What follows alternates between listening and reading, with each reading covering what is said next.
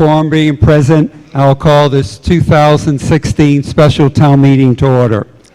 Please rise for the Pledge of Allegiance and join us if you wish. Mr. Michael Connor, our new Principal Assessor, will lead us in the Pledge of Allegiance.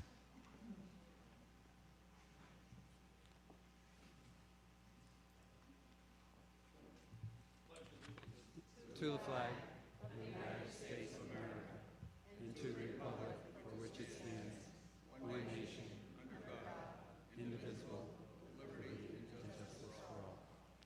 Thank you, Mr. O'Connell. Please be seated. Good evening, fellow citizens of Southampton. Welcome to our winter special town meeting. I'm Robert Floyd, your town moderator. I appreciate your trust and support. It means a lot to me, and it's a privilege to serve you. Thank you. Warrant return, Town of Southampton. Pursuant to the within warrant, I have notified and warned the inhabitants of the Town of Southampton by posting an attempted copy at the Southampton Town Hall and 5 other places designated for the posting of such notices 14 days before holding said meeting. Constable Michael Guyette, date posted January 9, 2016.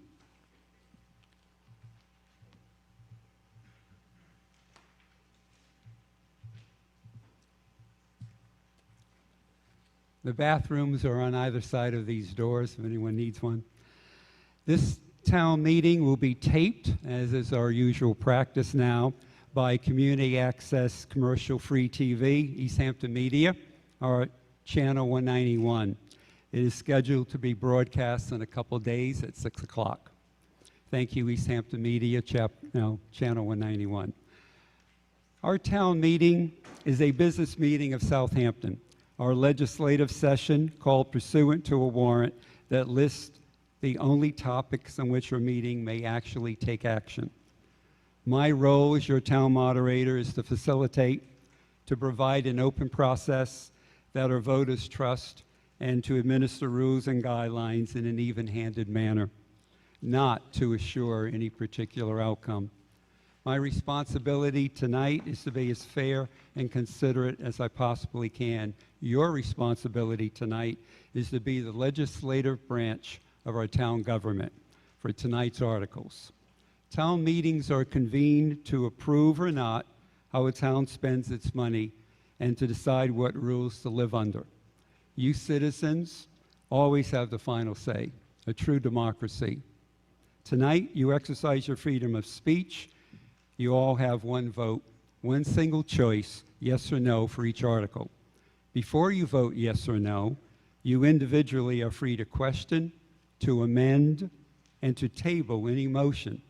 That is, to legislate, all in a civilized way.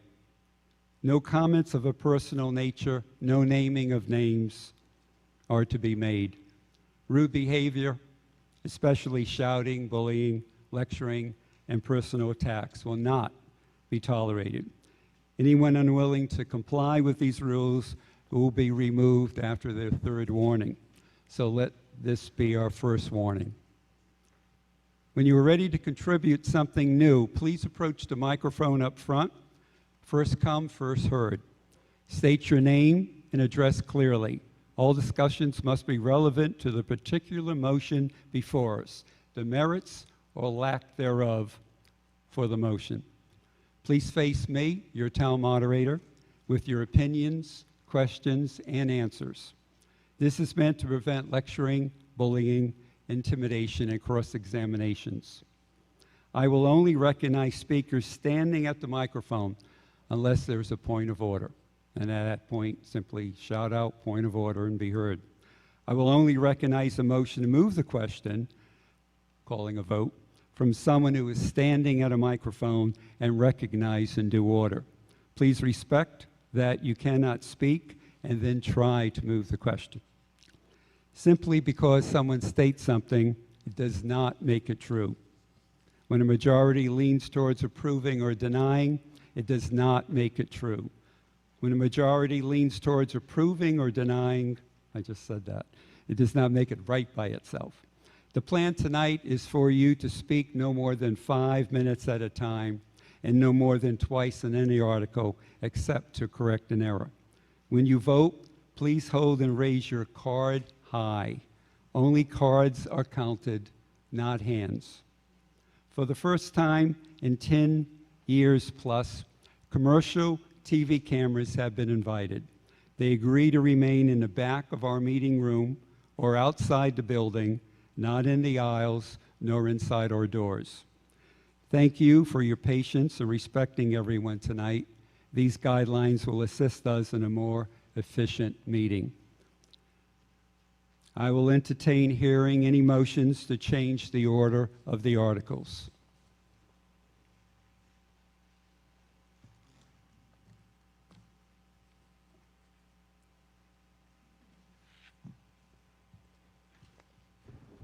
Mark Thero, 100 Pleasant Street.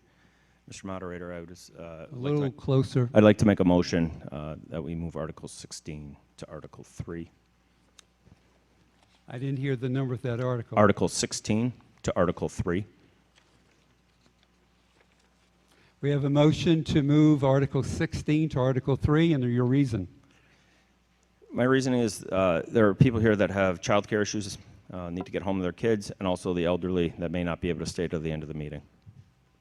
Okay, I'll accept that. I didn't get a second, but I will accept the motion. That's my point. Thank you. That's my deputy moderator, Sandy Keener. Teamwork. Do I hear a second? Okay, motion made and seconded.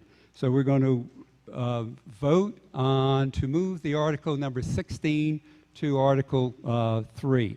All those in favor signify by saying aye. Opposed, please signify by saying nay.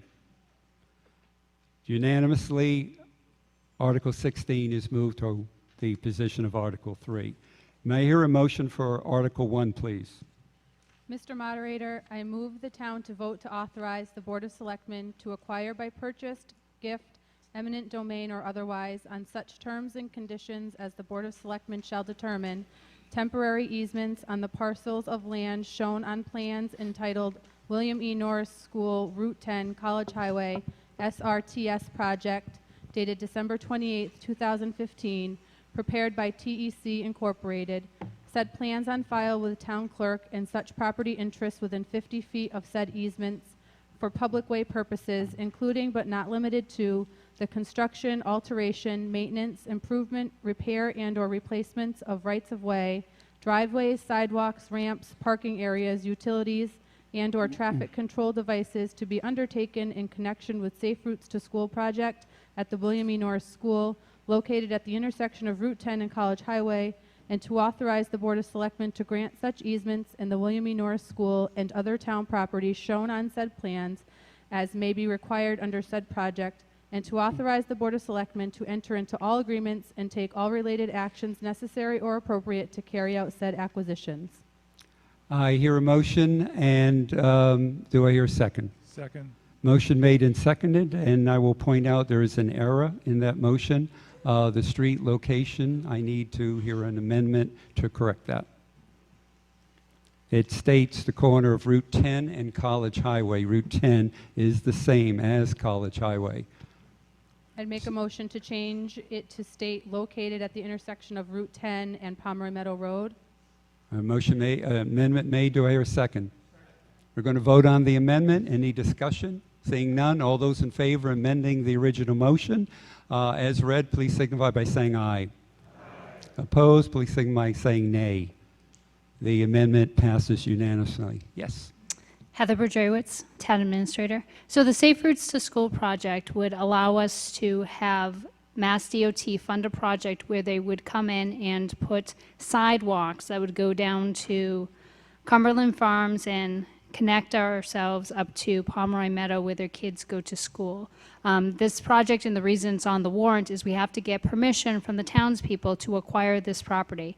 What we are looking at in order to do these sidewalks is actually only temporary construction easements, which means we just need enough permission to be able to enter the property, or have Mass DOT rather, and their contractors enter the property, construct the sidewalks, do minor grading or anything else necessary, and then the property returns back the way it is, as far as the landowner is concerned. We need to actually approach all of the different landowners. We're talking about 13 parcels in total, where we will actually go up to them. Everyone is entitled to have an assessment of the property if they're so inclined and be paid fair compensation for the property, or they're also able to donate the property to the town for the temporary construction easement. There is no funding aspect to this article because any cost that we incur for assessments or fair compensation can be funded through Chapter 90. So we do not have to worry about paying for anything from the town piece. This is simply just permission from the town's people to acquire the property for this project. Thank you. We've heard somebody speak in favor of the motion on this article. Is there anybody who would like to speak in opposition of the motion on this article? Margaret Walden, Fomer Road. I have a question. Okay. It was my understanding that a certain distance from the center of the road was owned by the town, which went some distance into the properties. Can anybody speak to that? Ms. Walden, the concept, does it extend beyond that Yes. town? Okay, thank you. That's Yeah. what I understood. Who would like to address that? Thank you, Charlie. Charlie Kanicki.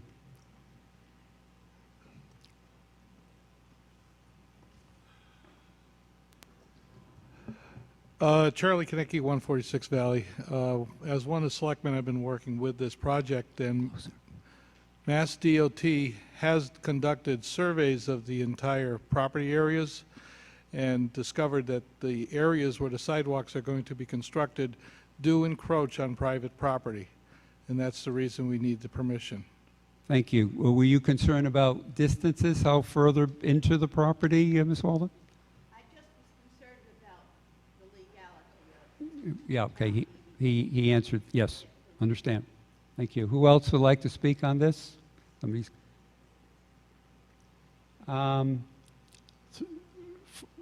You don't, come on. There's somebody behind you. That's first. He waved his paper. You can just come and get in line. You don't have to wait to be called on. Tom Cross, College Highway. Just a quick question. I understand the Chapter 90 funding is going to pay for it, but will we do the work before we get the funding, or will the funding precede the work? Thank you for your question. So it's not Chapter 90 funds that are going to pay for the actual project itself. That's Mass DOT. It's all paid for. That's not an issue. That's not a question.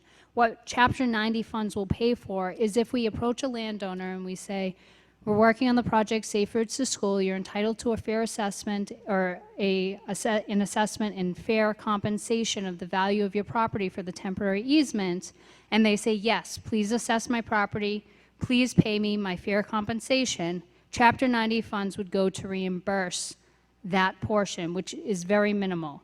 The project itself, again, is a Mass DOT project. It's paid for completely. This is just in the event that we actually have to fairly compensate someone. Folks are encouraged and welcome to donate their property for the purposes of the temporary construction. Remember, again, we do own a certain piece of the property, so we're only looking at getting permission for Mass DOT and their contractors to walk onto the individual's property, do minor grading if needed, and construct the sidewalk, and then they will be off the property. Thank you. Did I answer your question, Mr. Cross?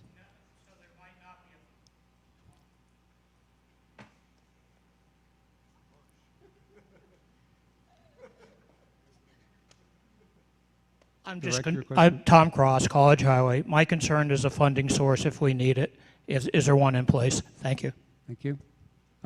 Vicki, would like to answer that? It works. We checked it out earlier. Vicki Morrow, Town Accountant. Basically how Chapter 90 works is... Vicki, face me. Sorry. That's You it. submit the project to the Mass DOT, they approve it, we fund the money up front, and then we would submit what bills we've paid to the DOT for reimbursement. Thank you. Answer? Good. I got a nod. Thank you. Any other questions? Any other comments? Seeing none. Oh, let's go. Just a question regarding aesthetics. Will the people have any say in what they look like, or will they be just put there? I think I can answer that, but I'm not. Who would like to answer that question? It's a Mass DOT design project. So it's their contractors who will put it there and do the sidewalk. If there's any complaints, because like the sidewalk that just went in from another contractor in front of Town Hall, it's not straight, there's issues with it, we do need to report these to Mass DOT, and they will come out and fix them. Answer? Satisfactory? Yes. Maureen Groden, Shore Lane. I'm just wondering if there are any concerns regarding routine maintenance or snow removal.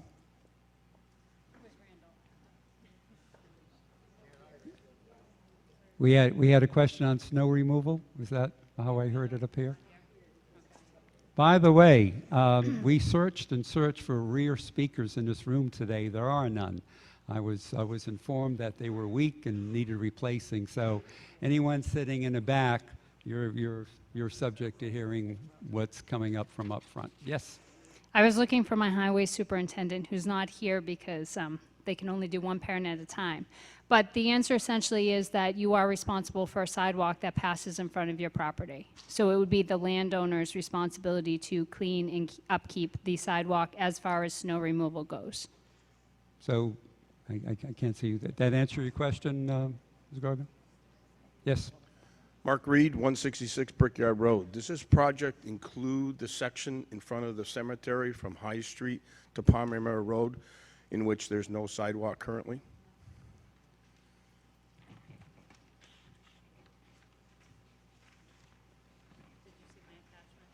No. Okay, so for anyone looking on from the audience here, you have a packet of attachments that came. By itself, it has a little spreadsheet on the front of it, attachments, everything's listed, labeled, and page numbered. So the first pages 1 through 4 detail out this project and the design and layout for it. And does that answer the question? No, yes, it does, that it's not Okay. currently, but I believe that the town should request Mass DOT to do that. It makes absolutely no sense to not have a sidewalk in front of the cemetery. We have a sidewalk now going through the center of town to the gas station, which serves that end of the town. But there's a disconnect between students or the population that walk from the town hall to this school. And by that, there is no sidewalk in front of the cemetery, and it makes absolutely no sense why Mass Highway or the town is not investigating getting that installed under one project. Thank you. Any other comments, questions? Seeing none, we're going to vote. All those in favor of the motion on Article 1, please signify by saying aye. Opposed, please signify by saying nay. The motion on Article 1 passes unanimously. May I hear a motion for Article 2, please? Mr. Moderator, I make a motion to see if the town will vote to accept the provisions of Mass General Law, Chapter 44, subsection 53F and 3/4, to authorize the town to establish in the Treasury a separate revenue account to be known as the PEG Access and Cable-Related Fund, into which may be deposited funds received in connection with a franchise agreement between a cable operator and municipality. Monies in the fund shall only be appropriated for cable-related purposes consistent with the franchise agreement, including but not limited to 1. Support of public, educational, or governmental access cable television services. 2. Monitor compliance of the cable operator with the franchise agreement. Or 3. Prepare for renewal of the franchise license. Thank you. Motion made. Do I hear a second? Seconded. Motion made and seconded, and like the article before this, the Finance Committee had no vote on it, and the Select Board voted 3-0 to approve it be on the warrant. Who would like to address Article 2, please? Motion under Article 2. Vicki. Vicki Morrow, Town Accountant, Pomeroy Meadow Road.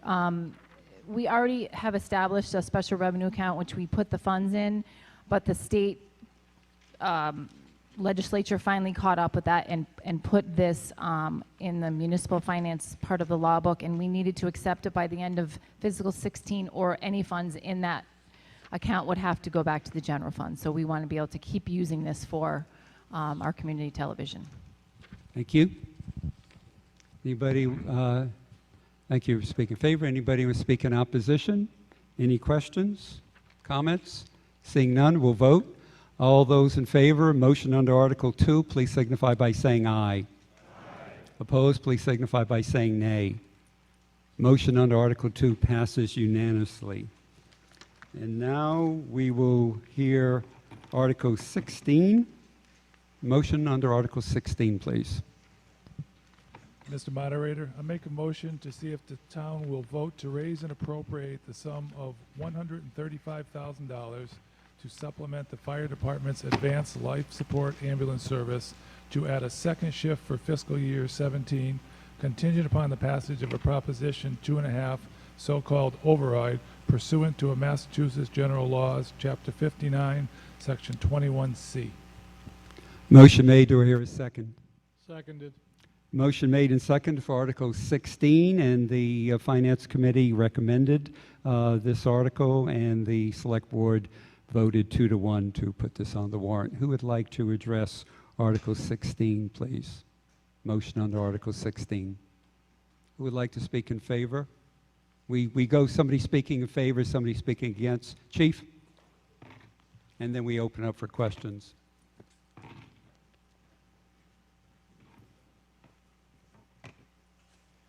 John Workman, 73 Glendale Street, Easthampton, Southampton Fire Chief. I'm here representing Southampton Fire Department. I've been a part of the fire service for most of my adult life, helping people. I came from a community that grew from 5,000 people to 15,000 people in population, similar to what's happening here in Southampton.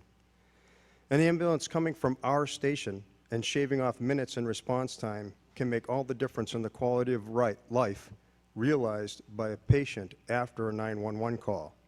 It could easily mean the difference between years of independent living or opposed to requiring assisted living.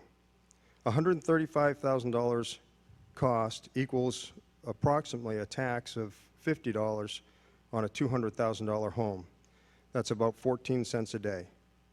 We currently operate with 1 full-time chief and 35 part-time firefighter EMTs, all professionally trained and licensed, regulated by the state.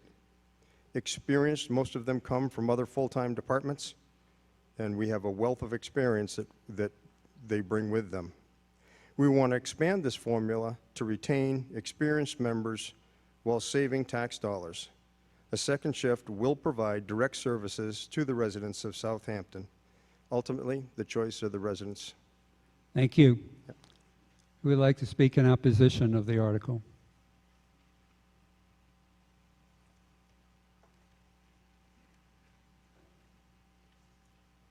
Mark Thero, 100 Pleasant Street. Mr. Moderator, I stand in opposition of this. I spoke against this at the last town meeting. Back then I said that it wasn't needed. This has much further ramifications than just adding a tax to the resident. Over the last year, we all know there's been turmoil within the fire department. There's been a lot of members that have left the fire department, a lot of local live-in-town members. With this staffing of a second shift, what happens is now we're starting to hire people that live further and further and further away. The whole premise behind a call department is that there's members locally to come and help you when you call 911.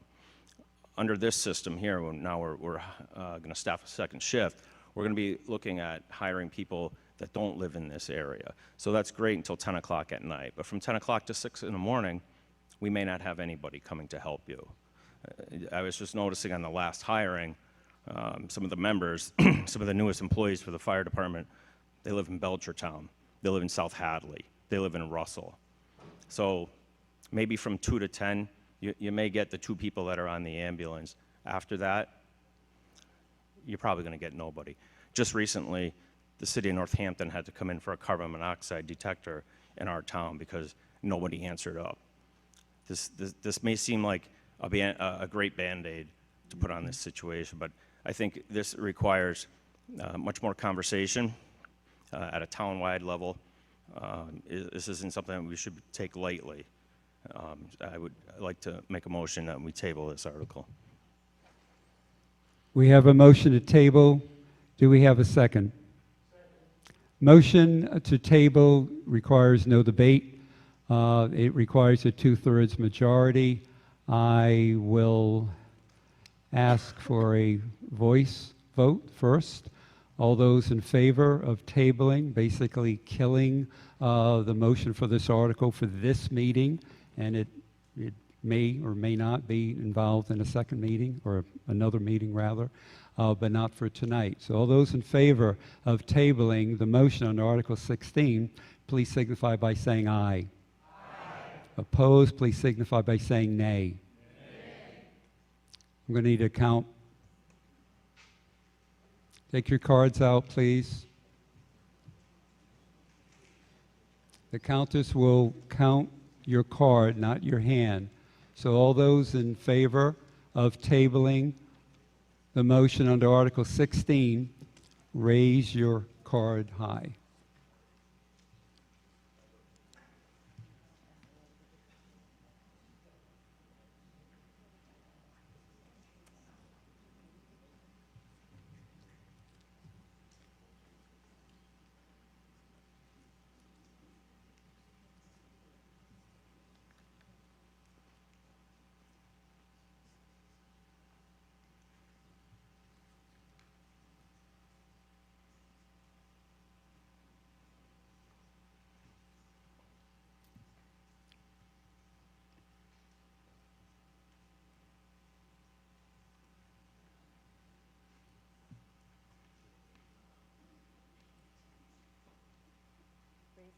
We keep them up. We have a double count, and if one counter counts differently than another, then we recount to ensure that we get the exact count.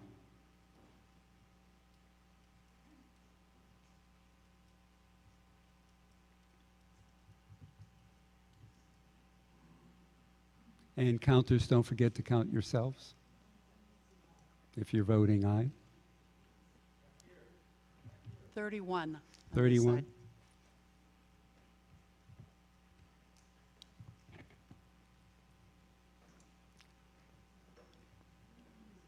$22. How much? $22. 22.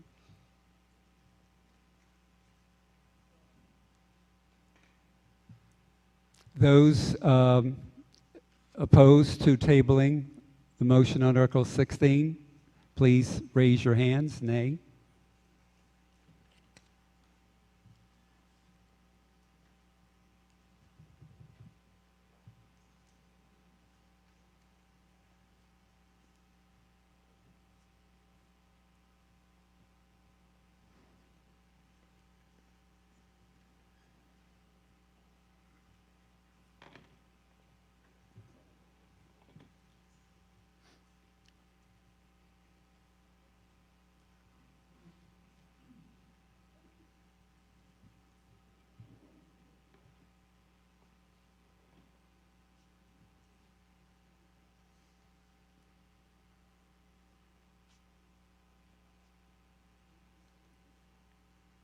Keep your hands, cards high.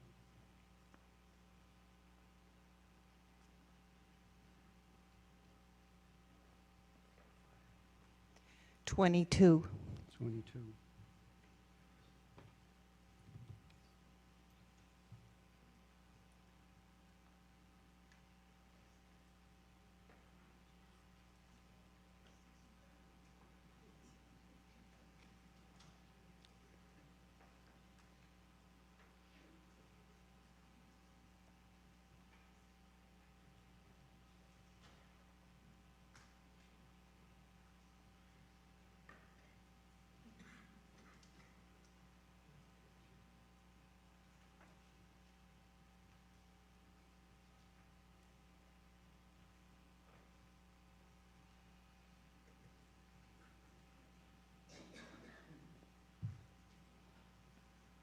21.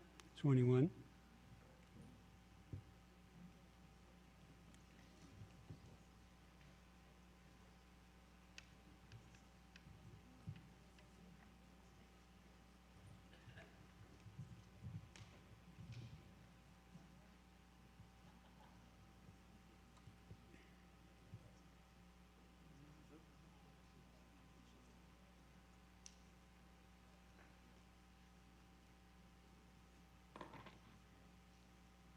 It fails. The discussion will continue for the motion on Article 16. Who would like to address questions, comments, just step right up to the microphone? Mark Fortin, 6 Nicole Circle. I'm in opposition. I don't think this is the right time to do this. As a town, we've been crying poor. We tried to pass a 2.5 override, which failed miserably. At this point, to spend $135,000 on something that's unknown at a time like this, with the fire department being in so much turmoil, we seem that we can't stay out of the news. The paramedic problem we had just recently, where we had to downsize once again, or that one time there, which took so long to get back up. I just don't think it's a really good time to do this.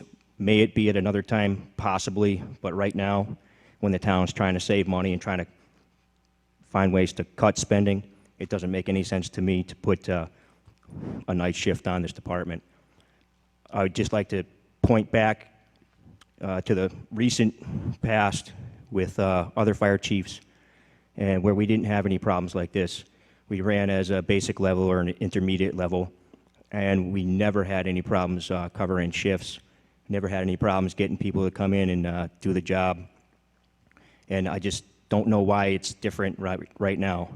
Would we all like to feel warm and comfy in our beds every single night? Yes, we would, but the fact of the matter is, we're a small town. We really don't have the money to do that right now.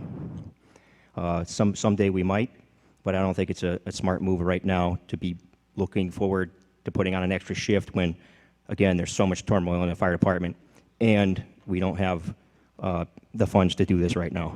Thank you. Thank you. You can step right up. This is not an ATM machine, so get in line. Thank you. Gary Swanson, East Street. I'm confused, and apparently it doesn't take much.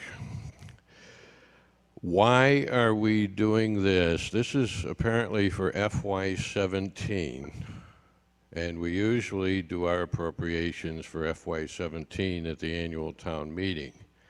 I'm seeking a little bit of clarification as to why we're doing an FY17 funding at a special town meeting at this time. Would somebody answer that, please? Thank you. Question? Who would like to respond, please?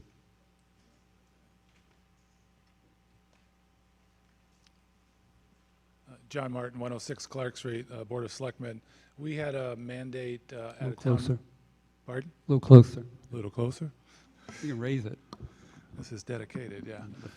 Okay, about 2.5 years ago at town meeting, we approved putting in this second shift, but we didn't approve any funding for it. And we have until October of this year to put the funding in place, or we could lose the agreement we have in place. We could go for an extension, which we might have to do, but that's why we're putting it now, because if we wait for the annual town meeting, it'd only be a couple of months beyond that. We have to scurry to go ahead and get the funding. But can I address something else while we're here? No, I think As it's good. part of this? Did I answer your question? So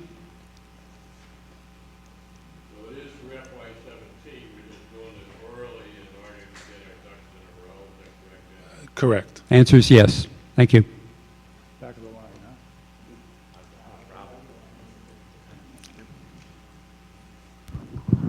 huh? Patrick Monahan, Pleasant Street. We presently have an advanced life support in town. By adding this shift on to maintain our advanced life support, my recollection from the past, we have to have a certain number of calls, certain number of hours, and so on. By adding on this second shift, is it going to increase our necessary calls or necessary hours? Okay. Would like to address that? Anyone? Chief? Sure. Watch the tripod legs. Fire Chief. Yeah, as far as calls go, in the past, there was approximately about 100 calls that were picked up by Easthampton and Westfield. Currently, with staffing, I believe we can pick up 100 additional calls, which makes our call volume go from about 500 to 600. Probably 80% of those additional are billable calls. Thank you. That answer your question? Okay. Next. Tom Cross, College Highway. I think part of my question was just answered there. I also have read where there's been a lot of turmoil down there, and I don't completely understand it. A number of years ago, I was involved on the select board, and when I left that board, we had added a second ambulance. I know there was a lot of questioning as to why we did that.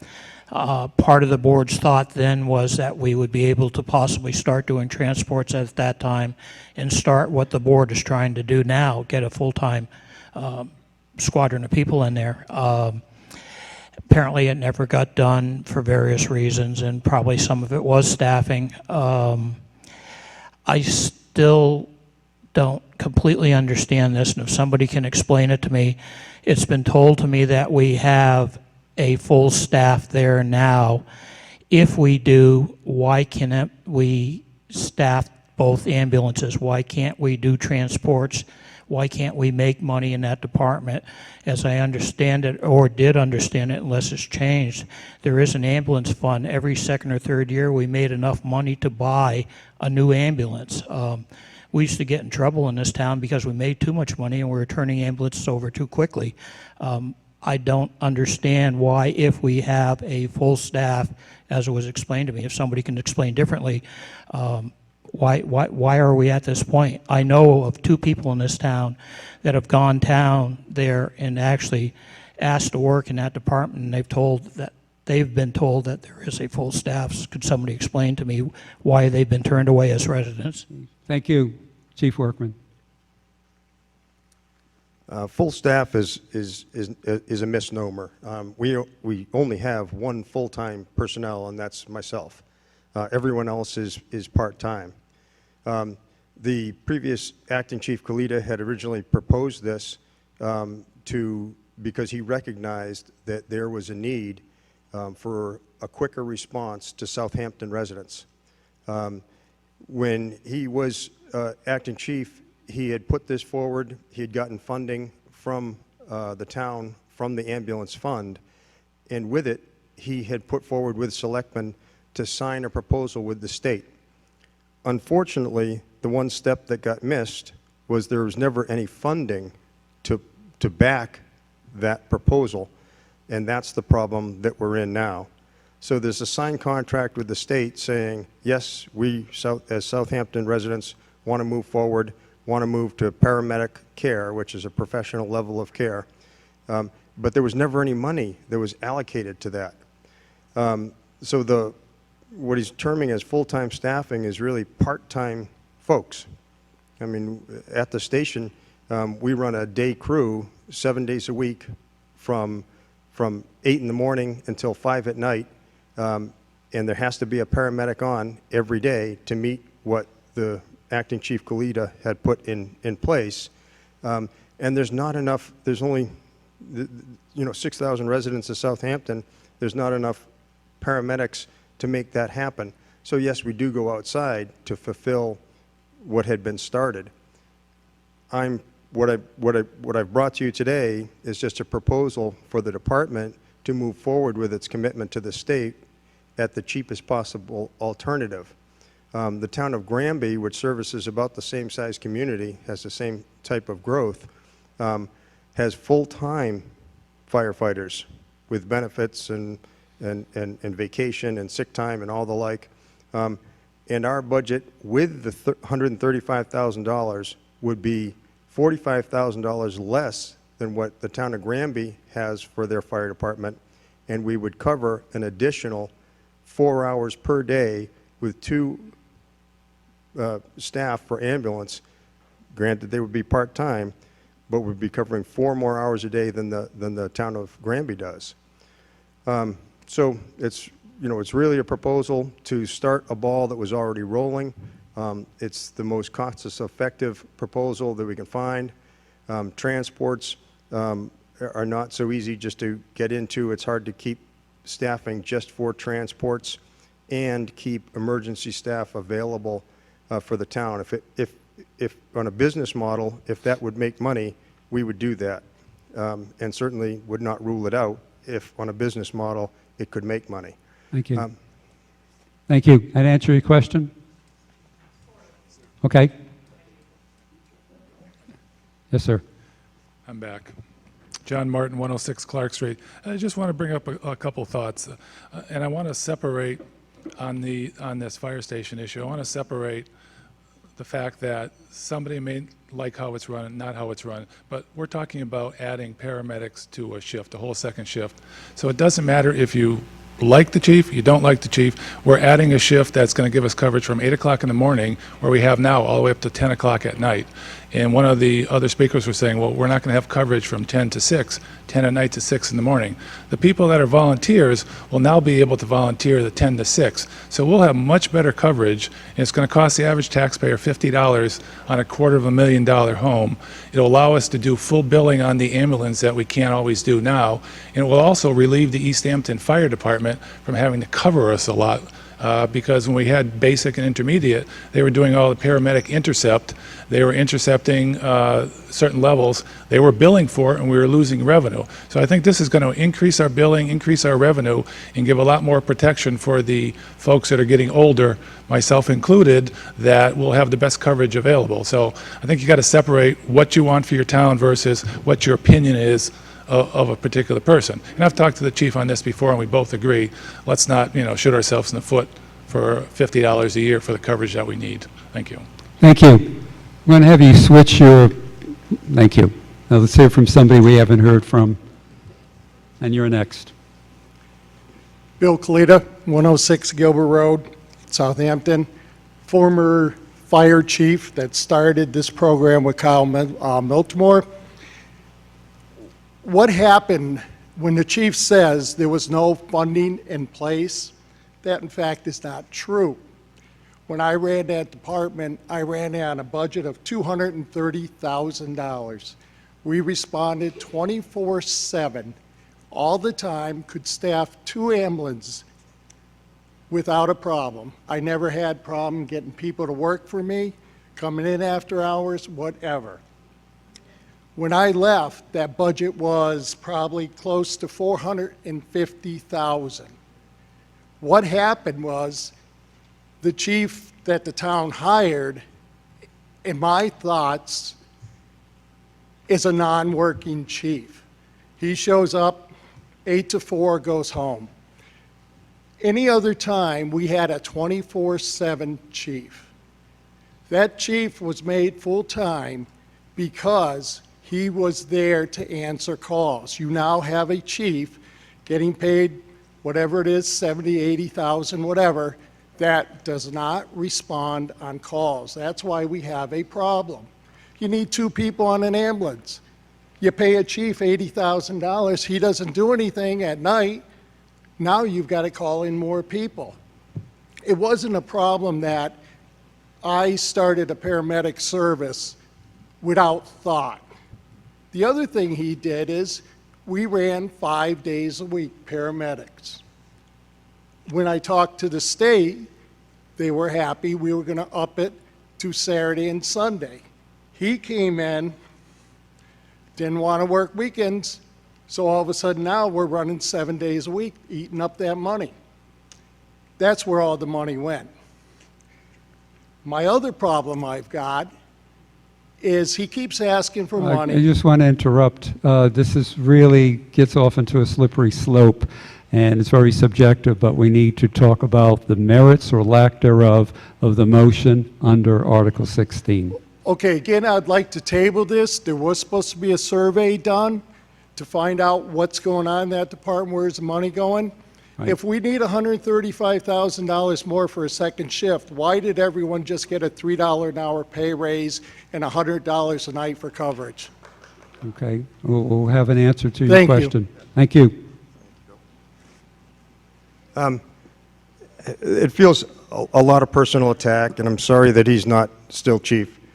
Honestly, he never worked. Let's not okay. talk about individuals. Okay. Let's answer the Before I came, excuse me. we were not. No shouting out. That's your second warning. Okay. Yes, sir. Before I came in here, when I took the position as chief, was the beginning of the paramedic service. Prior to that, there was not a managed paramedic service. It just started, it went paramedic a month before I came, and there was no chief, the chief was on vacation at that time. When I came into the paramedic service. There was a lot of good work done. As far as answering calls at night, I mean, there are a lot of personal attacks. You know, I went to a call at 2:30 in the morning last night, got in at 4 o'clock. They're unsubstantiated. If we look at calls, I mean, we've covered every call. You know, certainly within the last month, the state came in and said, you've got gaps in coverage. We said, we know we have gaps in coverage. And it's difficult, not just here in Southampton, but in the fire service as a whole. There's not as many people that are volunteering to be part of fire or ambulance service. This isn't just in Southampton, that's everywhere. When the service went to paramedic, all the young kids that have been covering all the calls that were referred to said, this is great. Southampton is going into the future getting paramedic service. We want to be part of that. They were inspired, all these Southampton kids, to be part of the fire service, and they all went to school to be paramedics. It's a 2-year program.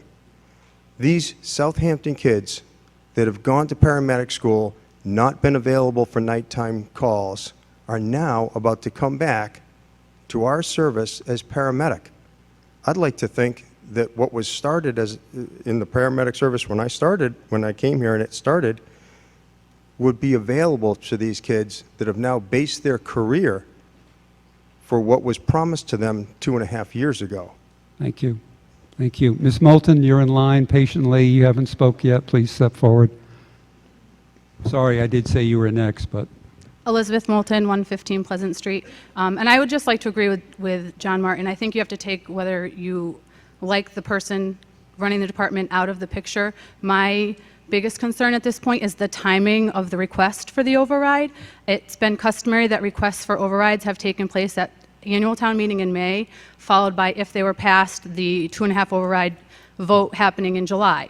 So if you're a parent in school and the school is asking for an override, chances are you're on vacation and you don't have the opportunity to come. I don't think that the opportunity to the schools and the police department was afforded to them to say, hey, we're changing the timing of when we're taking these requests. At this point, if the fire department request is approved tonight, then the override vote would take place the night of the day of the presidential primary. And from what I can tell, many more people are going to go out to vote for a presidential primary, which in turn means there's more people to vote in favor or in opposition of this particular request. I only think that it's fair that the schools and police department and other departments who have asked for overrides in the past were able to do the same. Thank you.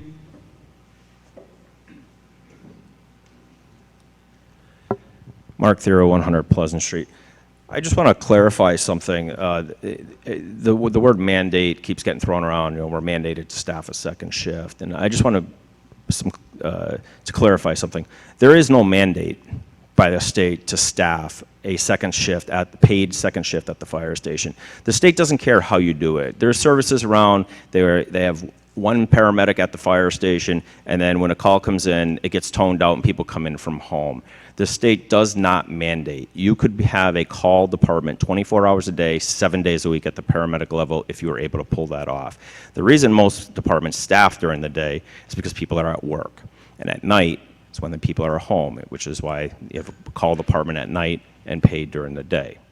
That being said, there's currently 19 services in Western Massachusetts that operate below the paramedic level, and they have intercept agreements with surrounding communities. That's how this department operated for 20 years, 25 years prior to going to the paramedic level.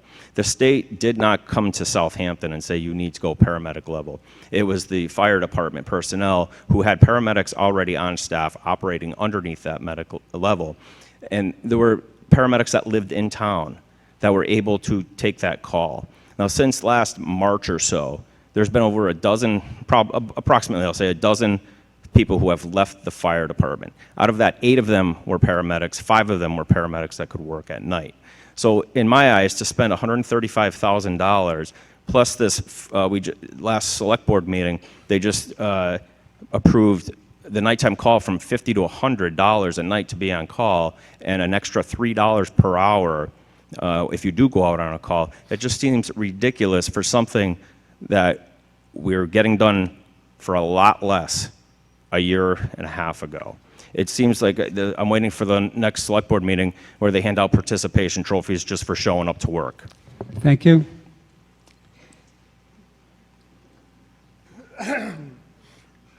Bill Kalita, Gilbert Road. I just have a quick question. Did Mr. Cross's question ever get answered? Well, I prefer the previous and not to name names, but I ask everybody, I'm pretty good at that, whether the answer was satisfactory. Okay, then I must have and missed it. we got a nod, so yeah. Okay, thank you. Cheers. You're exceeding your, go ahead, John. John Martin, 106 Clark Street. I just want to answer a couple questions. One is that $3 an hour extra in that from a $50 stipend to a $100 stipend. That was put... Yeah, John, Is that better? Yeah, oh, much. Okay, too tall for this. Twist it.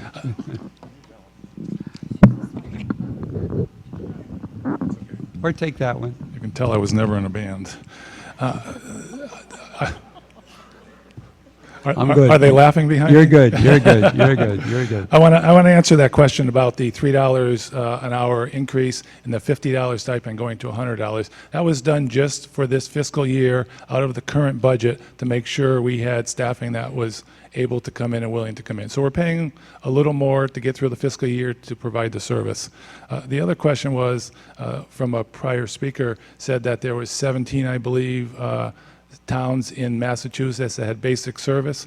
That 17 is out of 351. So I just want to put perspective on that. And these towns could be Worthington, they could be Montgomery, they could be the very small towns. So 17 is not a big number. Thank you. Thank you.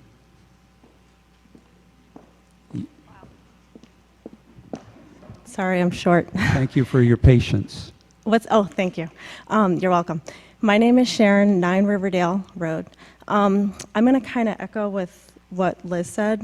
I actually like the fact that in timing-wise, this is, because I've worked in budgets for a really long time, if we go now, then we can kind of plan FY17 a little bit better.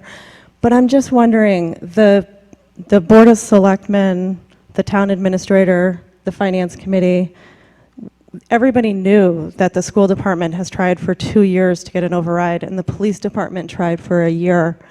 And I'm just wondering if you could walk me through the process of how this ended up on the ballot, as an article for an override, and if the school department or the police department were contacted and offered the same professional courtesy.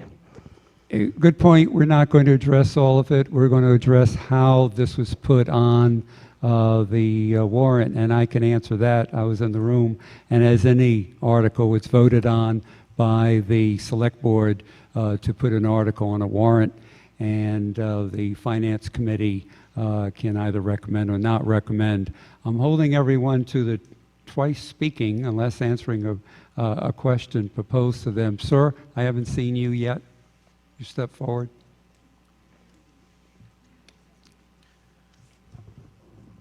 Hello, my name is Sean Mitchell. I'm from 68 Russellville Road. I don't know a lot about the town politics or bad blood. When it comes to EMS service, that's what I work as an EMT in Springfield. You see a lot of bad stuff in a town that size or city that size. And one thing that every EMT or paramedic knows is time is really important when you get to somebody. You can go brain dead in 10 minutes. So just a few minutes difference in Easthampton responding to an intercept because Southampton doesn't staff their station past a certain time could make a big difference in someone's life. They could never move again, never talk again. never walk again. I certainly, for $50 a year on a $250,000 house, would love to have an additional amount of service that could protect my 17-month-old daughter, my wife. I think the bickering about the money is, it should be a side note to the care that you're getting. The paramedics are highly trained EMS professionals that once they're at your side, they can stop a seizure, they can get oxygen back into your brain, they can make a huge, huge difference in the quality of your life going forward. And even in a small place like Southampton, people have seizures, people have strokes. If your wife is having a stroke in front of you, you want a paramedic at her side as soon as possible.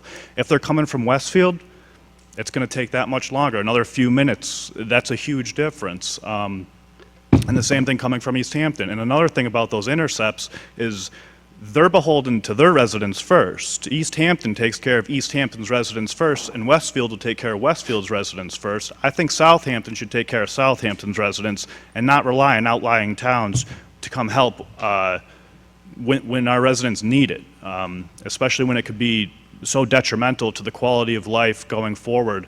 I had my wife's uncle just suffered that. He lives in Plainfield, a very, very rural town, had a stroke. He's only 54, and he can barely talk, can barely walk, and it's all because of the time it took for them to get him to Cooley Dick and get him life flighted out of there. It was a 25-minute wait time. That would never happen in Easthampton. That would never happen if you staffed. And this second shift thing, that's just giving you more time to have somebody down at the station that's a highly trained professional that can save your life, save your child's life, get oxygen back into your brain. And I think that trying to grind past axes or whatever, address whatever, hardship politics were going on, or bickering over $50 a year on a $250,000 house, it really should be besides the point, because if you were watching a loved one turn blue on the floor, you wouldn't mind parting ways with that $50. And I think that we should do everything that we can to ensure that the residents of Southampton don't ever have to go through that, and we can get the best care we possibly can to our residents, because Thank you. I think that Thank you. we can afford it. Thank you. Has anybody not spoken yet? I'm going to keep the limit to no more than twice, even though is anybody not spoken yet? And you're on your second one. Come on forward, please. Tom Cross, College Highway again. Really appreciate what the last resident said, but having been involved in politics, there are certain steps and procedures to running a town. And I think it's important, if you're going to run the town fairly, you have to follow those steps and procedures. I'm still trying to understand this issue and trying to put it to bed so this town runs quietly in my mind. I'm still trying to understand how we can do what we just did with the pay raise and whatnot that just went on, the $3 an hour, the extra $50 to do what we're doing. I know we had a pay scale and a steps in place a number of years ago. I know we had a policy and procedure board. I know we worked very hard, all the boards in this town, to have that, so all the employees knew where they stood, where they would go, how much they could get. I would ask the select board if they followed this policy and procedure that were in place, and if they're still in place. I mean, I don't really think it's fair that you can get that kind of increase as an employee in this town, and a lowly janitor that's looking for a quarter is going to get blown out of the water. It means a difference to him as an employee, or a police officer, or a school teacher, or somebody like that. I just don't think it's right that you throw money at an issue when the issue may be something other than what it's at. But yes, what that gentleman just said is very important. I'm concerned that we don't have any coverage. I'm concerned that we may have our homeowners insurance going up because the select board is maybe taking us down a slippery slope and not addressing the issues that might be someplace else. Thank you. Thank you. Margaret Walden, you have the last word. I've been listening to everybody talking, and I'm trying in my mind to figure out the difference between paramedic service and something that's lower than paramedic service. And in the end, I'm getting confused. My main concern is that as a senior citizen in a town with a very large number of senior citizens, I want to be assured that if anything happens to me, there'll be an ambulance coming quickly. And the other thing is that we're only voting on putting this forward to the override. We are not passing this tonight because we are not voting an override tonight. So we're just kicking the can down the road a little bit. Thank you. We're going to vote. I'll ask everybody to sit down. Is there anybody else that hasn't spoken yet? Step forward, please. Anybody else? Anybody else? All right, you two are last. This is Maureen Groden, Cheryl Lane. I've been in this town long enough to know that the problems with the fire department are not just in the last couple of years. And I just wanted to say I agree with the gentleman that spoke to the health and safety issues around this particular initiative, but I also think that the citizens of the town really have not gotten facts. There's a lot of hearsay, there's a lot of disagreements, personal attacks, and I think that there's a lot of things that we could learn about the different levels of ambulance, the percentage of calls, when calls come in, response time, and things like that, and I don't think we've been given that information. Thank you. Yes, sir. He'll fix it. Hi, Patrick Day, Fulmer Road. My parents aren't getting any younger. I just think it's really important that we have ambulance service around the clock.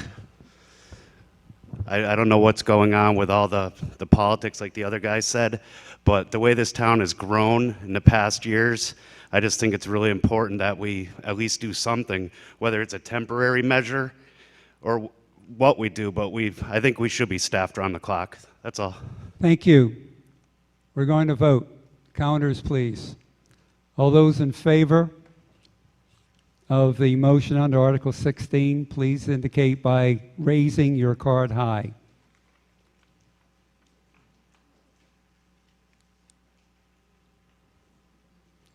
Keep them up.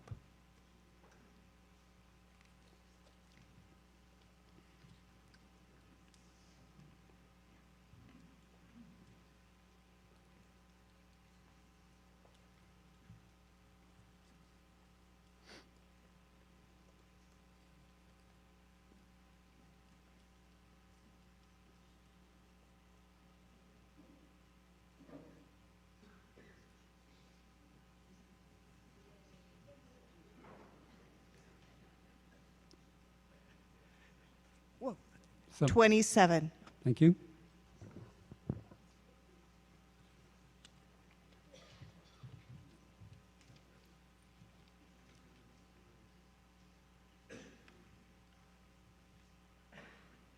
I think you can put them down. Thank you.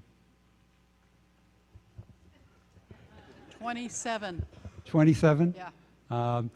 All those opposed to the motion, please raise your cards.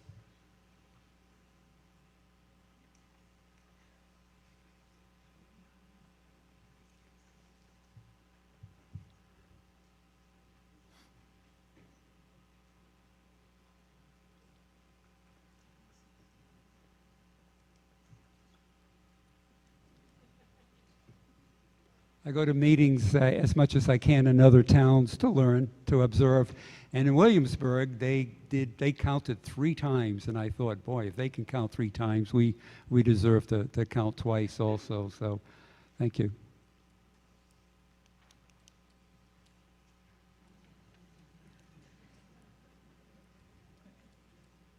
$17.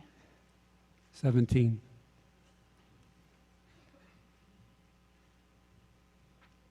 Sorry about that. Yeah. 15. 15. 54 to 32, the motion on Article 16 passes by majority.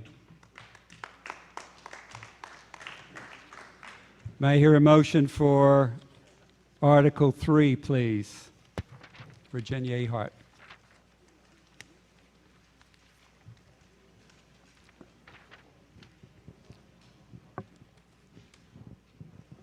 I'm going to wreck your mic. Virginia A. Hart, 27 Fulmer Road, Chair of the Community Preservation Committee. I need you to have it quiet, please. Thank you. I move the town to vote to transfer the amount of $16,000 to the Park Commission to fund the Conant Park Pavilion roof. Said sum shall be taken from the Community Preservation Surcharges undesignated account. Thank you. Motion made. Do I hear a second? Seconded. Who would like to address the article? I am going to defer to Mark Reed Okay. of the Conservation Commission. Thank you. Watch your tripod step in front of you. Yes, sir. Mark Reed, 166 Brickyard Road, Chairman of the Park Commission. The pavilion was donated by the Lions Club to the town of Southampton at no expense in 1968. Therefore, that roof is 47 years old. The roof has holes in it. You can, as you're sitting at a picnic table during an event, and if it's raining, if you're one of the lucky ones, you'll get wet. The roof needs to be replaced, and we're requesting the money from the town. Thank you. Anybody in opposition that would like to speak? Seeing none, any questions? This was not voted on by the Finance Committee, but the Select Board voted 3-0 to put this on the warrant. We're going to vote on the motion on Article 3. All those in favor, please signify by saying aye. Aye. Opposed, please signify by saying nay. The motion on Article 3 passes unanimously. May I hear a motion for Article 4, please? Mr. Moderator, I move the town to vote to transfer the sum of $13,481.73 to police chief salary. Said sum shall be taken from police chief incentive. Thank you. Who would like to speak in favor of this? Second. Oh, I'm sorry. Thank you. Motion made and seconded. Vicki. Vicki Morrow, Thanks, Town John. Accountant, Pomeroy Meadow Road. The previous police chief had a salary line and an educational incentive line known as the Quinn Bill, which we separated in the budget this past year. He has retired, and the current, at the time, was the interim police chief. Now, the current police chief, all of his monies is going to be in the salary line, and we're just taking the balance and transferring it. Thank you. Any other comments? Questions? Seeing none, we're going to vote on the motion on Article 4. All those in favor, please signify by saying aye. Aye. Opposed, please signify by saying nay. The motion on Article 4 passes unanimously. May I hear a motion on Article 5, please? Mr. Moderator, I move the town to vote to transfer the sum of $2,000 to fund an e-permitting system for the building department. Such sum shall be taken from building clerical wages. Motion made. Do I hear a second? Second. Motion made and seconded. The Finance Committee voted, recommended, and the Select Board voted 3-0 to put this on the warrant. Yes. Heather Bergerowitz, Town Administrator. So what this article is it is to fund half a year of the e-permitting software that I believe is put forward by Point. The software itself, what it does is it goes into the building department. It allows us to make our building permits electronic. What this does is builders can actually apply for their building permit at home or at their office. We also have the ability now where once we implement the software, the building commissioner, when he's out and about and either going to look at homes or going to check out an inspection for something or check out a complaint, he can actually look up the address directly on his tablet and see if the person does have a permit, if they pulled something for something else, if they've finished their work on things. It also allows us to have one piece of communication for all the departments that have to sign off on the permits to process. We're just getting up to speed with other communities and how they do this. When we move forward to the FY17 budgeting, this will be a $4,000 line item. This simply will get us from January through June 30th. The $2,000 we are pulling is coming from the building clerical expenses. We currently do not have anyone in building clerical that is being paid. We have a very kind volunteer who has been helping and assisting for quite a while and been able to save some funds as a result. Thank you. Anyone in opposition? Any questions, comments? Yes, sir.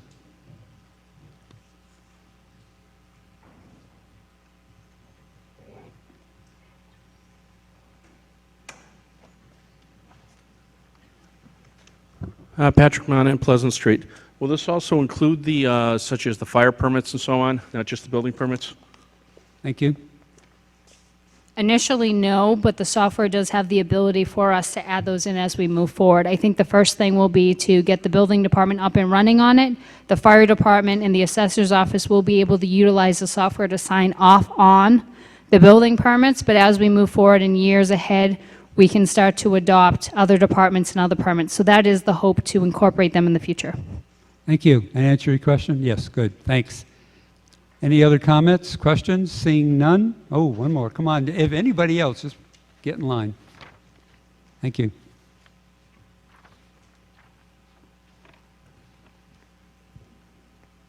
Todd Dion, Middle Road. I know with software for the company that I work for, there's maintenance and updates that cost. Is there anything for that in the future? Thank you. So this e-permitting software is a web-based software, which means that essentially if I'm sitting at my computer, I can go onto the website, I can log in, I can pull up all the information. This goes for the same as the building commissioner, as well as a contractor sitting at their office who wishes to apply for a permit today, a permit tomorrow, they can pull up their same information. As far as expenses, this software allows us to have up to 4 users, and it's annual. It is not a software that is downloaded onto your computer like Microsoft Excel. It's more like the Microsoft 365 version where you can access it, get all the updated, most current versions on the web-based product. Thank you. Answer your question? Great. Cheers. Anyone else? Seeing none, we're going to vote. All those in favor of the motion on Article 5, please signify by saying aye. Aye. Opposed, please signify by saying nay. Hearing no nays, the motion on Article 5 passes unanimously. May I hear a motion for Article 6, please? I move the town to vote to transfer the sum of $30,000 to the elementary school line item. Said sum shall be taken from the vocational tuition. Motion made. Do I hear a second? Second. Motion made and seconded, and the Finance Committee recommended this, and the Select Board voted 3-0 to put this on the warrant. Yes, sir. Was that a good use of time walking up? Well, that was good, right? I'm John Fitzpatrick, 17 Miller Ave. I'm on the school committee here speaking for this article. If you were here for annual town meeting, you'll recall that this room supported an amendment to the budget that was proposed and moved $45,000 from the vocational line in anticipation of students that didn't attend the voc. We expressed that was conservative then, or at least we hoped that it was conservative. And also we learned that day, or I think we shared that day, that voc spending is part of net school spending. We have since learned what the actual attendance is at Smith Vocational. This is a portion of those dollars that helps to keep us whole on net school spending. Thank you. Anybody in opposition for the motion on Article 6? Any comments, questions? Seeing none, we're going to vote. Motion on Article 6. All those in favor, please signify by saying aye. Aye. Opposed, please signify by saying nay. The motion under Article 6 passes by majority. May I hear a motion for Article 7, please? Mr. Moderator, I move the town to vote to transfer the sum of $5,000 to the Larrabee Hall building expenses account. Said sum shall be taken from gas and electric Larrabee account. Motion made. Do I hear a second? Second. Motion made and seconded. The Finance Committee recommended this, and the Board of Selectmen voted 3-0 to put this on the warrant. Yes. Heather, Town Administrator. So if you recall at the last special town meeting in the fall, we actually had voted on a similar article here to put more funds into the building expense accounts. What's been happening is we haven't always been able to keep up with these buildings over the years, and things come up. Things break, we have maintenance inspections, things come up that are due for inspection that we have to do, we have boiler issues, all kinds of fun jazz that despite our best efforts at the beginning of the year to budget for, we just can't always seem to keep up.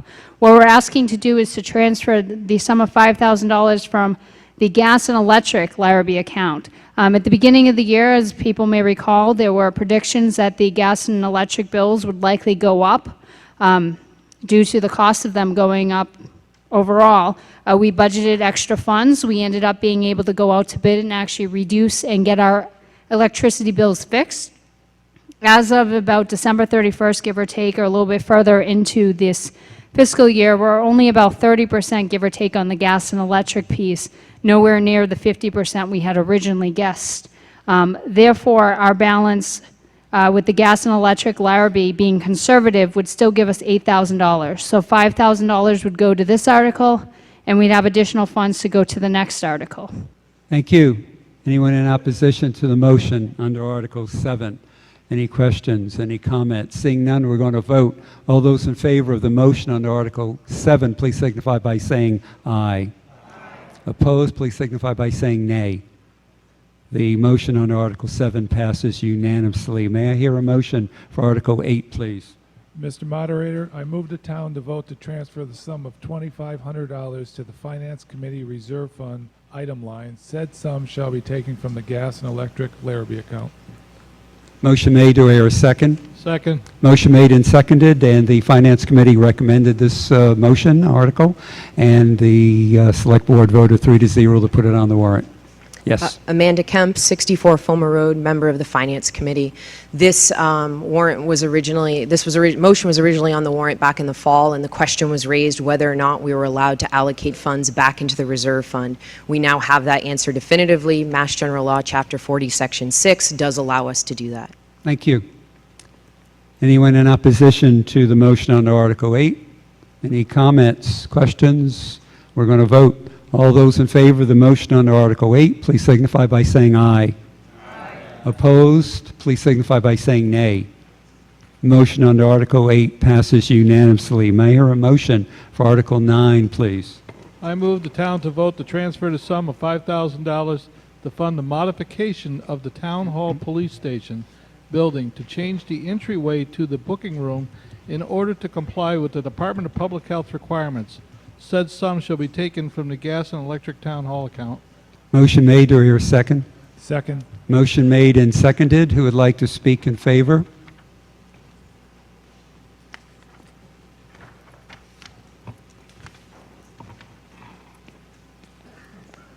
Good evening.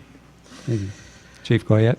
This is, we always have a cell inspection every year, and this is the first time that it was brought to our attention, or we were asked about the entryway, how we bring prisoners into the police department.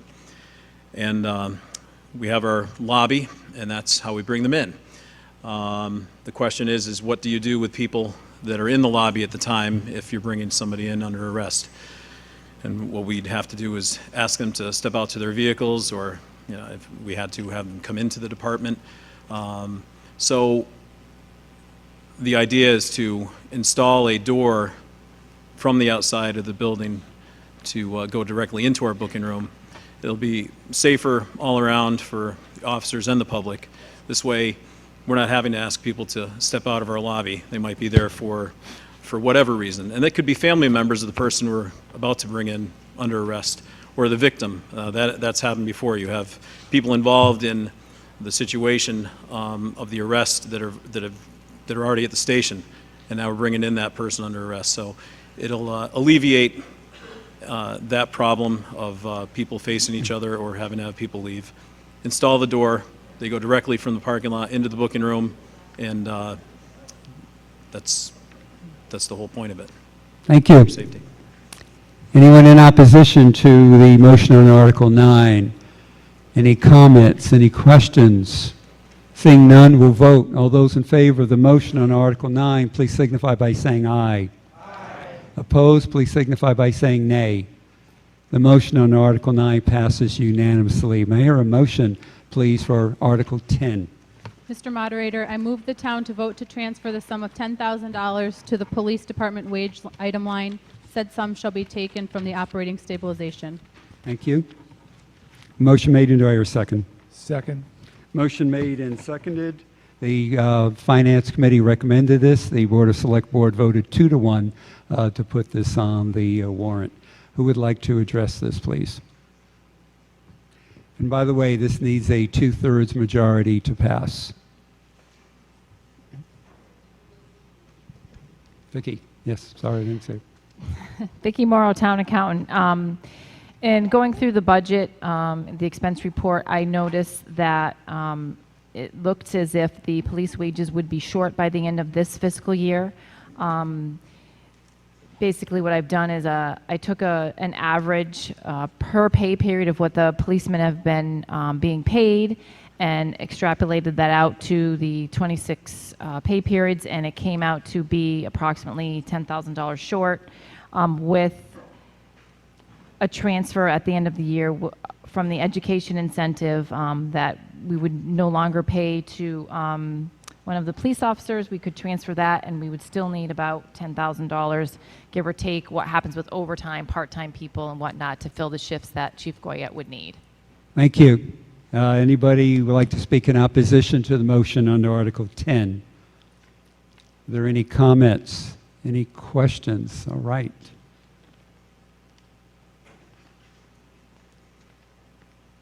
Susan Sussman, 9 Golden Circle. This has come up before, but we keep referring to buildings with different names for the same building, and it's very confusing. And I would like to ask that in future warrants we call a building the same thing throughout. I'm not sure the Larrabee Hall building, is that the new town hall? I know the answer, but And then the same thing with the police station. It says the town hall police station, but the police station is no longer town hall. it's not the new town hall. Well, Heather? so I Yep. would like clarification and like to ask in the future that warrants be very clear on what we call buildings. There was actual discussion at a select board meeting recently, Heather. Thank you. So that is a great question, and every time I have someone walk into my office and we pay both bills for both departments, it always takes a couple hours and weeks to figure that one out. But essentially, what had happened originally is we moved over to the Larrabee building.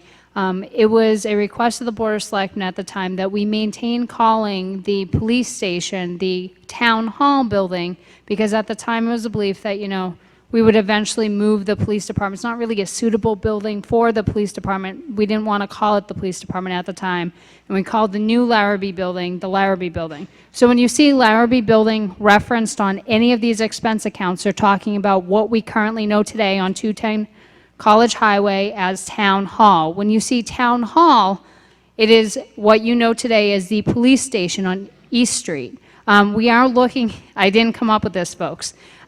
We are looking to fix this for the next fiscal year so that people know a little bit better just looking at the account what it is. So comment well noted and under advisement in progress. We're good. Answer your question? Great. Anybody else? Seeing none, we're going to vote. We're going to try a voice vote first. All those in favor of the motion on Article 10, realizing it needs a 2/3 majority, please signify by saying aye. Opposed, please signify by saying nay. Hearing no nays, it passes unanimously, thereby meeting our 2/3 requirement. May I hear a motion for Article 11, please? Mr. Moderator, I move the town to vote to transfer the sum of $77,736 to capital stabilization. Said sum shall be taken from fiscal year 15 free cash. Motion made. Do I hear a second? Second. Motion made and seconded. Finance Committee recommended. Board of Select Board voted 3-0 to put this on the warrant, and it needs a 2/3 majority. Yes. Heather, Town Administrator. Back in the fall of 2014, the Board of Selectmen for the first time adopted a free cash policy. What they believed was that it wasn't always the best idea to constantly spend our free cash to balance our operating expenses, and that we had to invest the free cash into different savings accounts, so to speak. The division of the free cash was as follows. 35% would go into capital stabilization, 30% would go into operating stabilization, 10% would go into OPEB, and then if there was any free cash at that point left over, we could do one-time expenses that were important. And that was one of the purposes of and what you're supposed to spend free cash on. You will see before you the balance in free cash FY15 was less than last year. It came in at $222,104. Therefore, the allocation, as mentioned in Article 11 for capital stabilization, which is 35%, would be the transfer of $77,736. Thank you. Anybody in opposition of the motion, Article 11? Any questions? Comments? We're going to vote. It needs a 2/3 vote. All those in favor of the motion on Article 11, please signify by saying aye. Opposed, please signify by saying nay. The motion under Article 11 passes unanimously, thereby meeting our 2/3 requirements. May I hear a motion for Article 12, please? I move the town to vote to transfer the sum of $66,631 to operating stabilization. Said sum shall be taken from FY15 free cash. Motion made. Do I hear a second? Second. Motion made and seconded. The Finance Committee recommended this motion, this article, and the Select Board voted 3-0 to put this on the warrant. Yes. Heather, Town Administrator. So as is consistent with the prior article in the free cash policy, 30% of free cash to be transferred to operating, which is the sum of $66,631. Thank you. Anybody in opposition? Any questions? Any comments? Seeing none, we'll vote. All those in favor of the motion on Article 12, please signify by saying aye. Opposed, please signify by saying nay. Motion under Article 12 passes unanimously, thereby meeting our 2/3 requirement. Who would like to read a motion for Article 13, please? Mr. Moderator, I move the town to vote to transfer the sum of $22,210 to OPEB Liability Trust. Said sum shall be taken from fiscal year 15 free cash. Motion made. Do I hear a second? Second. Motion made and seconded. The Finance Committee recommended this article, and the Select Board voted 3-0 to put this on the warrant. Yes. Heather, Town Administrator. As with the prior two articles, this article is consistent with the free cash policy, 10%, which is $22,210 to OPEB. Thank you. Anybody in opposition to this motion? Anybody want to ask a question, make a comment? Seeing none, we're going to vote. And it needs 2/3. I don't know what that is, but it needs 2/3. All those in favor of the motion under Article 13, please signify by saying aye. Opposed, please signify by saying nay. Hearing no nays, the motion under Article 13 passes unanimously, thereby meeting our 2/3 requirement. Do I hear a motion for Article 14, please? Mr. Moderator, I move the town to vote to transfer the sum of $3,700 to the Board of Health wage item line. Said sum shall be taken from free cash fiscal year 15.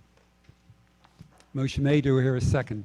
Second. Motion made and seconded. The Finance Committee did not recommend this article, and the Select Board voted 2-1 to put this on the warrant. Yes. Hi, yes, I'm Shelley O'Connell, Kylene Circle, Chair of the Board of Health. We are asking for this small amount of money to allow our department to keep their doors open till the end of the fiscal year. Thank you. Anybody in opposition? And any questions or comments? Just get in line. Can we please have some specifics? This is Maureen Groden, Cheryl Lane. Can we have some specifics as to how these funds are going to be used? And can we hear from the Finance Committee as to why it's not recommended?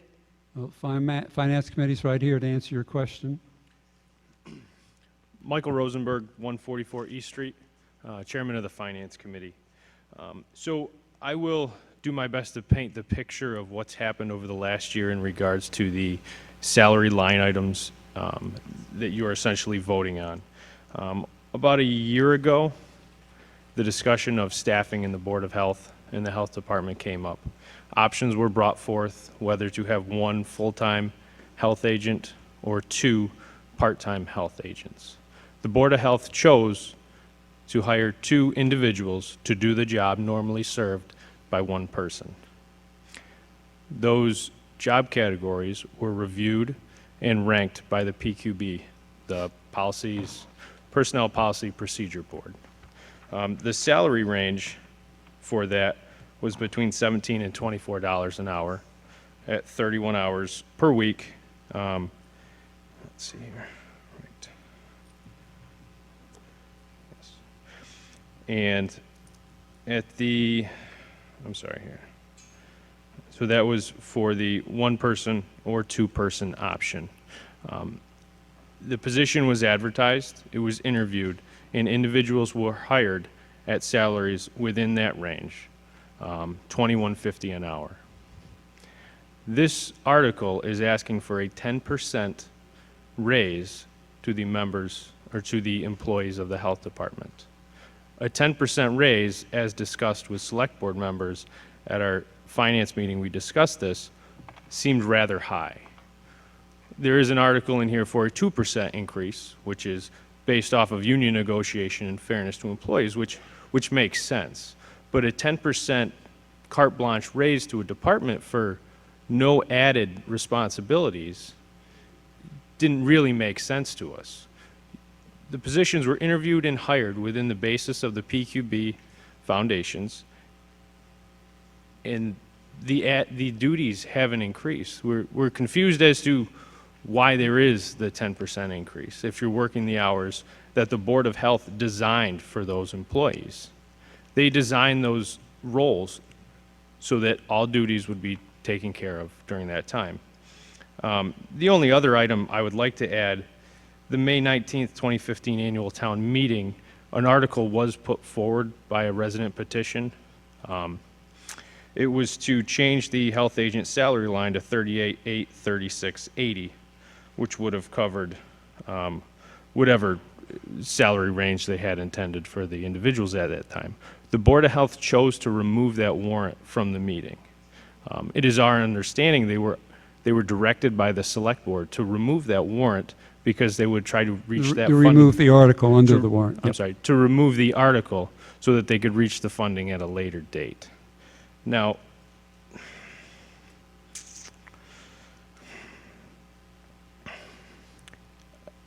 just to go back to what I said before, the 10% increase,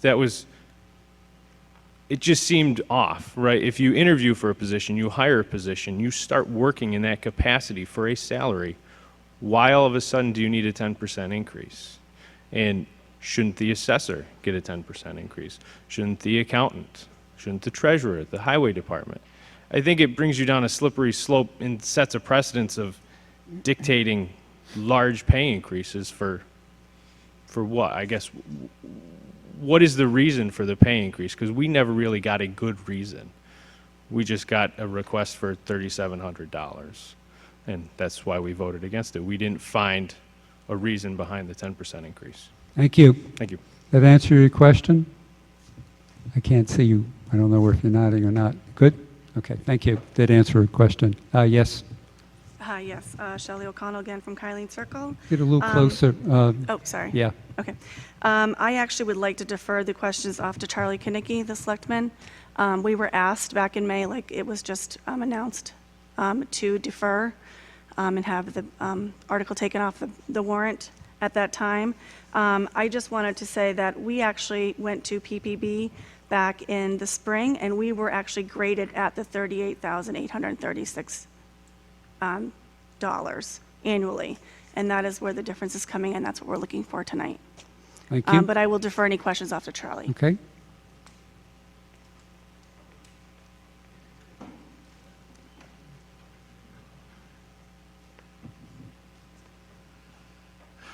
Charlie Konecki, Selectman. If memory serves, back when we were doing annual town meeting, there was an article brought forward. The Board of Selectmen did not ask. Charlie Konecki asked the Board of Health if they were willing to pull that article, given the amount of controversy that was going back and forth on establishing one employee, two employees, what the rate of pay was and that. And what I said to them was, if at a later date you want to move this forward, as a selectman, I had no problem bringing this in front of town meeting for discussion. That's why it's where it is today. Thank you. Anybody? Yes, sir. Arthur Lawrence, 113 Crooked Ledge Road. I'm the chairman of the Personnel Board. We did approve this position. It was approved as a $24 an hour position for basically one person called the health agent, and the Board of Health decided to break it into two, a 21-hour position and a 10-hour position.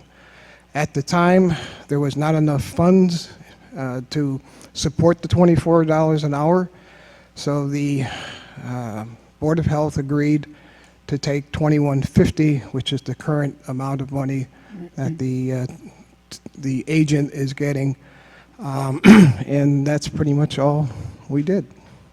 Thank you.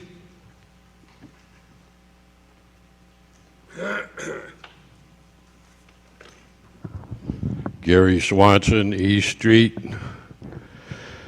I'd like to point out that I did about a 10-year stint on the Board of Health back in the dark ages. Charlie was on the board for a while with me, so he's quite familiar with what goes on in that department, as am I. We took pretty good care at that time of Title V septic systems.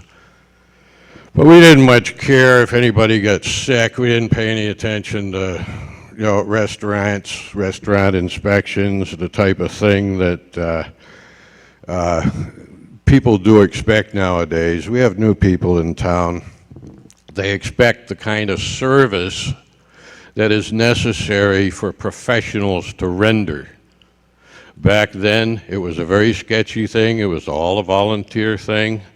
We did not get into the types of depth, nor did we meet the responsibilities that are now necessary and essential, particularly with we have a lot of new people in town and they expect professional services.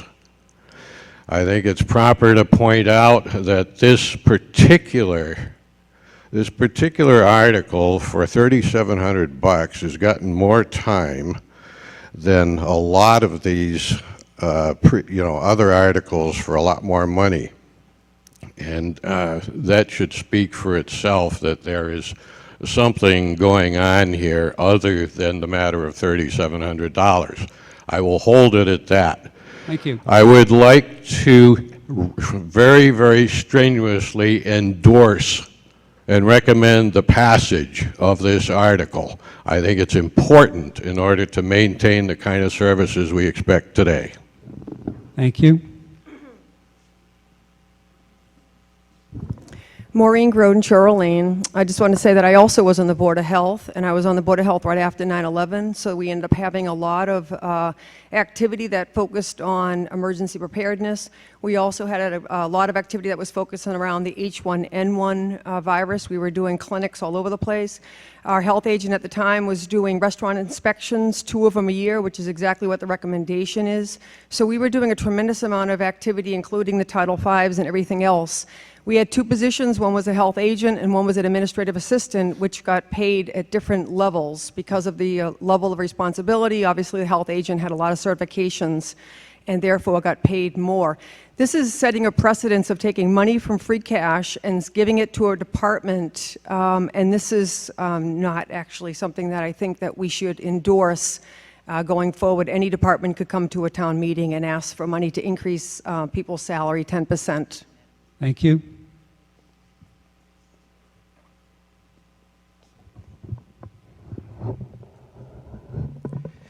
John Sheehan, Pomeroy Meadow Road. It seems to me that there's a lot of confusion about this article. I hear the Personnel Committee didn't approve it. The Finance Committee voted against it, that not sufficient information was given to warrant a 10% increase. And this last point, I think, is probably the strongest argument. It sets a dangerous precedent for anyone to walk up here and say, we think we should have a 10% increase, let's take it out of free cash. Once you open that, you're headed down a slippery slope. Thank you. Anybody else? We're going to vote unless you get up here and talk. Get in line. Just come on up to the aisle. Don't wait to be called on. You have a comment? Come on and follow him. We have Introduce yourself, please. Jean-Pierre Crevier, 39 Crooked Ledge Road. We have a system in this town where we have a board that rates people for what their salary should be. That job is then posted. People take the job for that rate of pay. And in this town, in the past, we've had negotiations where the unions get a raise. We normally give that same raise to all the other employees. And I understand that's what's going on right now, isn't it? Yes. But we have an employee who wants a 10% raise. Are we going to be able to, everybody negotiate separately with the town? Or are we going to have a system that we work with? Thank you.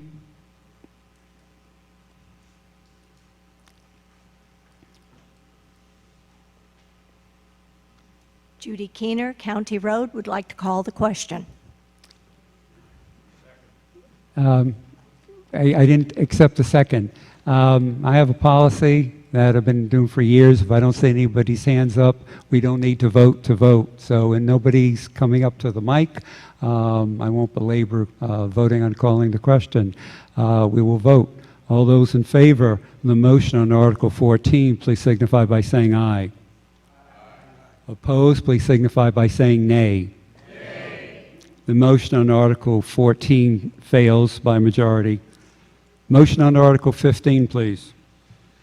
I move the town to vote to amend the town FY16 Omni budget in the manner and amounts reflected in the attached revised FY 2016 Omni budget, and to transfer from free cash the sum of $33,400.41 necessary to fund the changes as reflected in said FY 2016 Omni budget.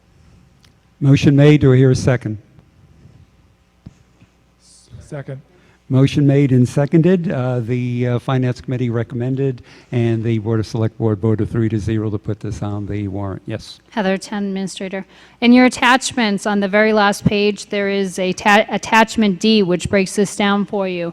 Essentially what it is there was a 2% increase that has been the standard that we've been negotiating this year with unions, so you see that as a COLA. As was previously stated, it has been tradition to extend that same union 2% to non-unions. In the past, you wouldn't see an article like this at special town meeting. It would be something that was budgeted up front at the beginning of the fiscal year. What had happened here was at the beginning, I don't think it was the idea of the Board of Selectmen that we were going to go this direction. Therefore, as a result, it was not incorporated into the budgeting at the beginning of the fiscal year, and we are now doing housekeeping to go back to the beginning of the fiscal now that union negotiations are resolving. So what you have here is a breakdown, and what it is a 2% increase on each of the salary or wage line items to catch us up here. Two lines you will not see on here are the town clerk and the treasurer collector. The reason they are not included on this list at this time is because after speaking to the Division of Local Services at the Department of Revenue, it came to our attention that Mass General law does not allow us to change the fixed salaries of elected officials in the middle of the year after the tax rate has been set. Tax rate was set in December. We cannot adjust them. We do promise in good faith to catch them up because this, again, is a COLA of 2%, so it's 2% over 3 years, so 2% each year. So we will catch them up come FY17. Again, this is a total of $33,400 to keep people up with the living wage. Thank you. Anybody in opposition? Any comments, any questions? We're going to vote. Oh, sorry, Michael, go ahead. Michael Rosenberg, 144 East Street, Chairman of the Finance Committee.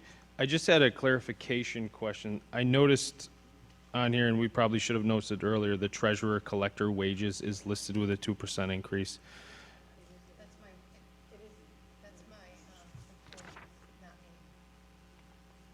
Okay. Okay. There's a question on the attachment.